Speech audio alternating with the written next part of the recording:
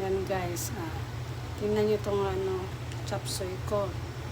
Ayan, dami Ito yung pwedeng tanghalian namin bukas. Ayan, pwedeng dinner ngayon. Masarap. Ito yung ulam namin. Nagdagan ko na para makatipid ako ng gas. Ayan. Para bukas ready na. I-reheat mo na lang, pwede na yan. Ganyan ang mga wais na nanay. Ganyan ang mga Ilocana. Aging inot tayo. Basta kabsat timasida.